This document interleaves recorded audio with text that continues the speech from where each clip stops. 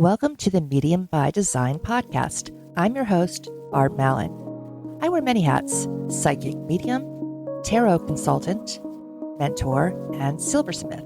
And this weekly show is where I bring them all together. We'll cover my 26-year journey as an evidential medium, discussing subjects such as the spirit realm, psychic development, our pets in the afterlife, and so much more.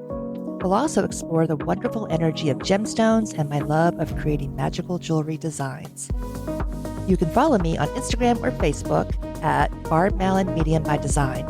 You can also visit my website to book a session at www.barbmallon.com or check out my handmade sterling silver and gemstone jewelry at www.barbmallondesigns.com.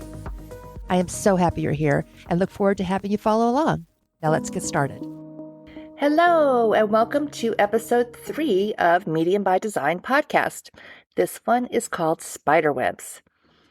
This was an experience that just bought me over the head big time back in, I guess it was 1999, I think. I was shown that we are all connected through energy, but not as individual beings so much, but as a whole. And I'll explain that in just a bit, but it was pretty cool. But first, a few things before we start. For those who've had sessions with my somewhat toothless self, thank you for not gasping or fainting or falling over dead at my appearance. I went to the dentist last Tuesday, and I, at that point, had 2 more weeks of healing still. So that would be next Tuesday. I go again, or this coming Tuesday, and I hope I'll have a retainer or be able to get one. It's just taking forever to heal this one spot. So I still talk a little funny. On another note, I thought that as a big thank you for those who listened to my podcast and do listen to my podcast, I am going to extend the sale that I'm having right now to you as well. I am having a Christmas in July sale, and it goes until July 31st. I am offering 50% off of all sessions. Now, this means that you can book and pay for your session by July 31st, but you can book for any time after that. So you can book for August or September, October, etc. But yeah, I'm offering that to you as well. And all you need to do is you would just go on my website as normal, click the Services and Appointments tab, and then choose whatever session you want, look for it on the calendar, book your session, and when you are paying for it, in the discount code spot, I think it's called discount code. It's not the gift certificate spot, it's the discount code spot. But in that spot, you'll put in caps, one word, Christmas in July. Easy. Again, this is available through July 31st, so just a few more days. And, be sure to share it with people. It's a good opportunity. I do this maybe twice a year, sometimes 3 times a year, so it's not often. So yeah, please take advantage of it. Please share. And there you go. So here we are at episode 3, Spiderwebs. If you listened to my last episode, I talked about taking a class online that really helped me a lot. I think it was 1999.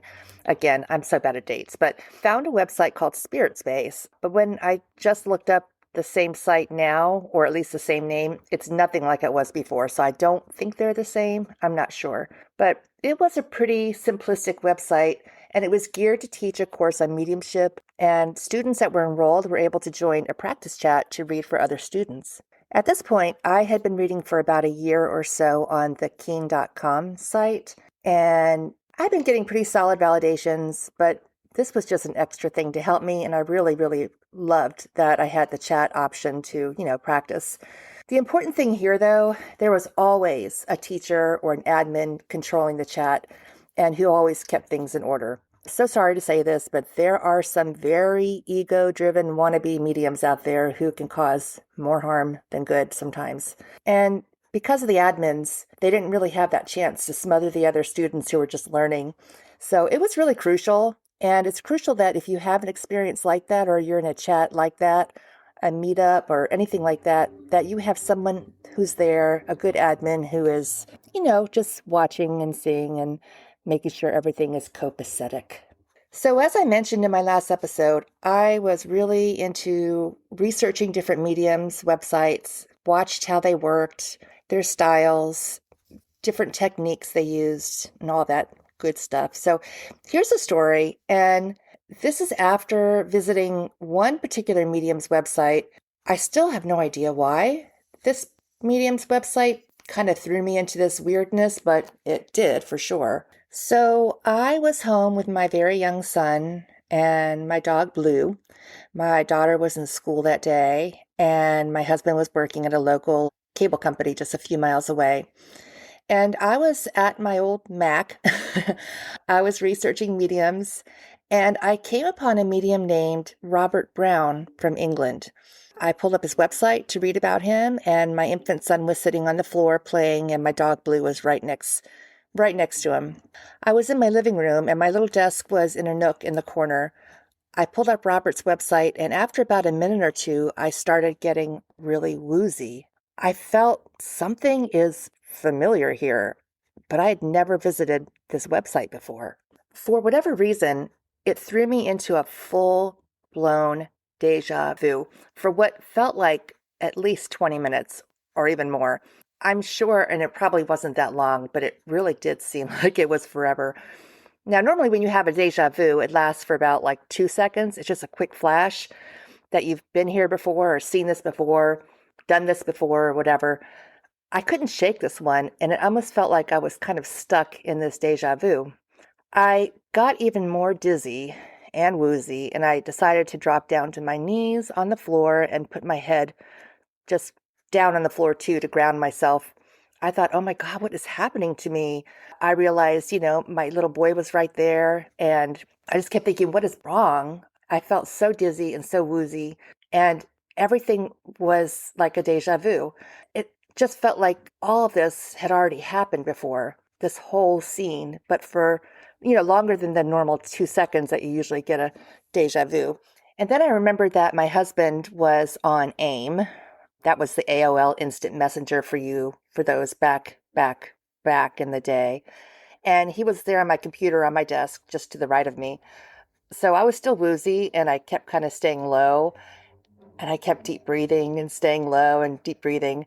And I was like, I need to get up to the computer. Then it happened.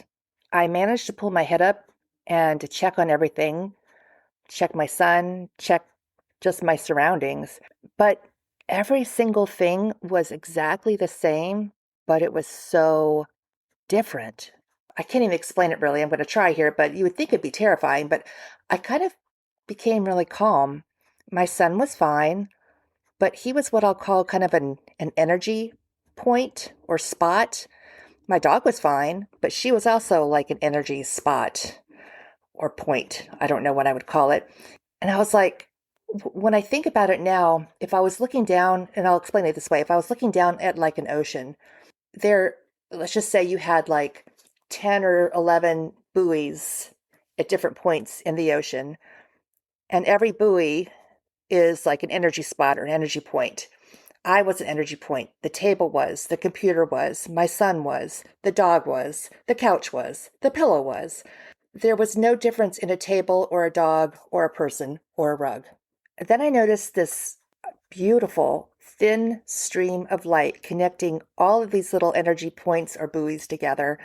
Think of it as like a laser pointer security system or something you'd see on Mission Impossible movie or something. But each stream was connecting to an energy point or that buoy. It was beautiful, and it was really sparkly. And then I kind of thought about it as being like a spider web, but at each intersection was a hub of energy. Again, whether that be a person, dog, chair, or table. Everything was connected by the stream of energy. Now I hear you. Why would inanimate objects have energy? I have no idea, but they were in this experience. So, I have to go with it. If you have any thoughts about that, I'd love to hear them because I really don't understand why a chair would have energy, but it did. It was just this spider web of points, all connected by energy, and it was beautiful. I didn't move. My body had a shimmery line to my son, to the couch, to the dog, to the chair, to everything. It was also like two sides of a coin. My son was still my son, but at the same time was an energy ball connected to my energy ball. The same for my dog. Blue was still my dog, but was a point of energy connected to me. The computer was one of those points also, and it was to the upper right of me since I was on the ground trying to get myself together. What the heck is going on? I was scared, and I knew instinctively that the computer was a point of energy also, but I also knew my husband was there. So I managed to climb up and sit for a second after being so dizzy, and on AIM, I typed to him, quote, "I think I'm dying, please call me," end quote. And please don't ask me why I didn't just call him. I have no idea. I'm just going to blame it on this weird experience because I don't know. But he did call me. I heard his voice and things started to pull back together for me. I guess back into this physical and material place that I was used to. I think I needed to hear his voice at the time and it grounded me. So that was cool. I could relax. I took a deep breath. Everyone was fine. Things were fine. And it probably lasted like a whole 10 seconds, but to me it felt like a 20-minute deja vu. It was overwhelming. Very, very, very cool, but overwhelming. And I mean, I have kids and a family to take care of over here, So it's a little unnerving, or was a little unnerving at the time. So I kind of said, back to, "Hey, universe, if you want me to be a medium, then help me do it. But please don't do that kind of stuff anymore. Thanks." But that said, I think I needed to experience that. I needed to see what energy connections are and how they work so I can do my work better as a medium. And I've heard it before, but we really are all connected by energy. Our friends and family, our fur babies, our past loved ones, our ancestors, the trees, plants. It's a huge spider web. And it was kind of cool to actually see that. So about a week later, I was at home with my son and I was sitting on our couch watching him just playing on the ground, and it started to happen again. And very respectfully, I said, "Nope, can't do this right now. I need to take care of my son. I need to be present. I got it the first time, and thank you very much." And it didn't happen again. It stopped. I think they showed me, and that's all they needed to show me. But about a year or so ago, I had a very similar experience, and that will be for another episode. But it was the same but different. So it was kind of crazy. I remember telling my spirit space teachers what had happened at the time, and they both seemed a little surprised. They said that it was very rare but good to have such an experience, and to tell my guides thank you for the peak of what energy really is and how we're all connected, but that's it for a while. I can't be all floaty and not grounded while I'm trying to raise a family.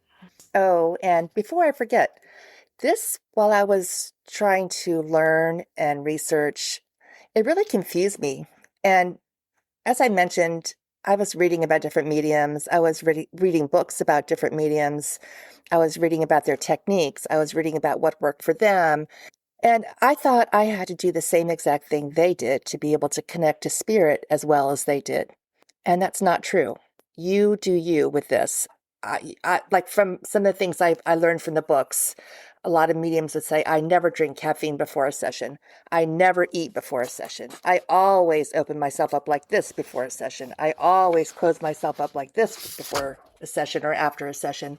I do this or that to help in a session." This will confuse you, and it really did for me. Again, you are unique in your own abilities and how you connect. Just because you read a book by a famous medium and they practice their mediumship this way or that way does not mean that you have to. Just do you. What works best for you? You will learn that over time. I know some mediums who meditate and open up way prior to a reading, and then others who are just doing the dishes and just sit down and start immediately with no opening or no preparation. For me, and this is just me, I like to give myself a good 20 minutes to calm down, prepare my space, set my intentions, any kind of spiritual work I need to do. But you don't have to do that. It just works for me. And I find that I have a better connection that way. So I wanted to add that little tidbit because as a budding medium, you want to do things in the correct way, but there really isn't a correct way. You don't have to do the same thing as other mediums do, and you don't have to have the same experience I had with the spiderwebs to connect to spirit.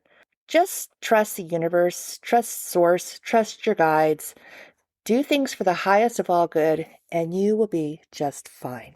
So that's it for today's episode. I know that was a little short, I just wanted to get that experience out there just to let you know what I was talking about. Maybe you've had something like that happen to you, maybe not, but I just thought it was cool. It was a little sneak peek, and then I told them I don't want to go through that again because it was cool, but it really was a little overwhelming. Anyway, next week I think I'm going to talk about something besides me. So I'll try to figure that out. I don't know, maybe something to do with jewelry or crystals or something. But I think I'm going to give it a break for, in talking about me for another episode or two. For that note, we need to get to our reading for the week. What does our soul need to know about this week? Or what do we need to know in the next week? I know it's probably a week or two because I'm trying to do this weekly, but I'll get there. So what does our soul need to know for the next week?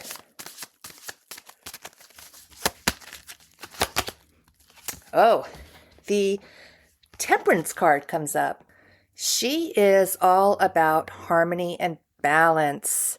She is pouring liquid from one cup to the other, meaning balance. She's got 1 foot in the water, 1 foot on land. She has a glow around her head. This is patience and harmony and balance and moderation. So don't overdo things this week. Think about balance between your higher self and lower self. Lower self meaning paying your bills, feeding your family, doing your job. Higher self meaning some meditation, tuning in, anything that brings you joy, and just keeping things in moderation. Harmony, moderation, temperance. So I hope that helps a little bit because we always need a little bit of balance in our life anyway. But just wanted to thank you so much for tuning in. And if you don't mind, if you like these episodes, please subscribe and share. It means so much to me and it will really help. Don't forget about the sale I have, 50% off all sessions. You have, what is this, today, tomorrow, and the next day to book. And you can book for any time in the future. It does not have to be in the next couple days. So just want to make sure. And if you have anybody that you know that would like to have a session, it's a good deal. So it's a good chance to experience mediumship or possibly tarot session or even mentorship. Mentorship, I will teach if you'd like that too. But you can go ahead and visit my website at www.barbmallon.com, and that's BARBMALLON. But until next time, I hope you have a wonderful week, and please contact me or comment with any questions or thoughts. Okay, bye for now.